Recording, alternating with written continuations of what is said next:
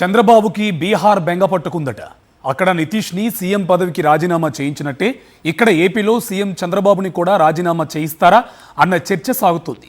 తన తండ్రి సీఎం కుర్చీని ఎలాగైనా దక్కించుకోవాలని మంత్రి నారా లోకేష్ ఢిల్లీ చుట్టూ ప్రదక్షిణలు చేస్తున్నారనే వార్తల నేపథ్యంలో బీహార్ రాజకీయ పరిణామాలు ఒక్కసారిగా ఏపీ రాజకీయాల్లో చర్చనీయాంశంగా మారాయి. చంద్రబాబుని కూడా రాజ్యసభకు పంపి కేంద్ర మంత్రిని చేస్తారని అధికార టీడీపీలోని ఓ వర్గం, లేదు ఏదో ఒక రాష్ట్రానికి గవర్నర్గా పంపుతారని మరో వర్గం చర్చించుకోవడం ఆసక్తికరంగా మారింది. బీహార్ రాజకీయ పరిణామాలు ఆంధ్రప్రదేశ్లో ప్రతిధ్వనిస్తున్నాయి. ఇటీవలే బీజేపీ కూటమితో కలిసి విజయం సాధించి బీహార్ ముఖ్యమంత్రిగా బాధ్యతలు చేపట్టారు సీనియర్ రాజకీయ నేత నితీష్ కుమార్.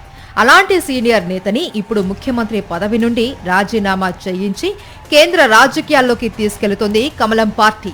బీహార్లానే ఏపీలో కూడా బీజేపీ కూటమి ప్రభుత్వంలో ఉంది. బీజేపీ, టీడీపీ, జనసేన కూటమి ప్రభుత్వానికి ముఖ్యమంత్రిగా చంద్రబాబు ఉన్నారు. ఇప్పటికే 20 నెలల ప్రభుత్వ కాలం గడిచింది. ఇప్పుడు బీహార్లో ముఖ్యమంత్రి మార్పు జరిగినట్టే ఏపీలో కూడా ముఖ్యమంత్రి మార్పు జరుగుతుందా అన్న చర్చ కూటమి పార్టీలలో జోరుగా సాగుతోంది. బీహార్ తరహాలోనే ఏపీలో చంద్రబాబుకు కూడా రాజ్యసభ పదవి ఇచ్చి ఆయన్ను కేంద్రానికి తీసుకెళ్తారు అన్న చర్చ సాగుతుంది.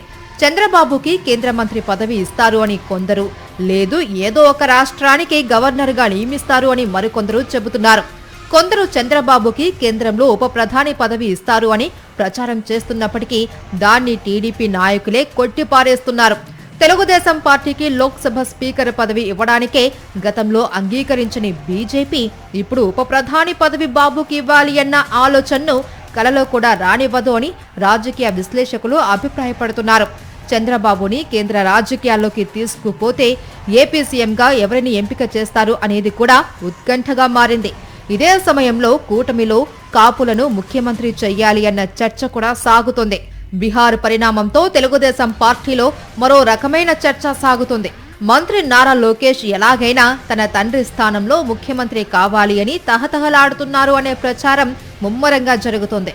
ఇటీవల పార్లమెంటు వారీగా ఎమ్మెల్యేలు, ఎంపీలతో నారా లోకేష్ డిన్నర్ సమావేశాలు కూడా పెట్టి లీడర్షిప్ యాక్సెప్టెన్సీ కోసం ప్రయత్నిస్తూ ఉండటం తెలిసిందే.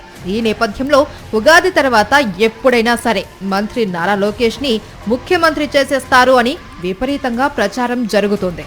నారా లోకేష్ ఇప్పుడు కాకపోతే మళ్లీ ఇంకెప్పుడు ముఖ్యమంత్రి కాలేరు అన్న వాదన బలంగా వినిపిస్తోంది. చంద్రబాబు ముఖ్యమంత్రిగా రాష్ట్ర ప్రభుత్వం ఘోరంగా వైఫల్యం చెందడంతో కూటమి గాని, టీడీపీ గాని మళ్లీ గెలిచే అవకాశాలు కనిపించకపోవడంతో ఈ టర్మ్లోనే ముఖ్యమంత్రి పదవి చేపట్టాలి అని decide అయ్యారంట Lokesh.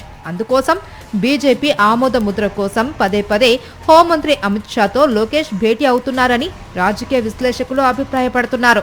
Deputy CM Pawan Kalyan ని ఎలాగైనా ఒప్పించి అందుకోసం పవన్ అడిగినవన్నీ ఇచ్చేసి ముఖ్యమంత్రి పీఠంపై కూర్చోవాలి అని మంత్రి లోకేష్ భావిస్తున్నారు అని ఆయన అనుచరుల ద్వారా అందుతున్న సమాచారం.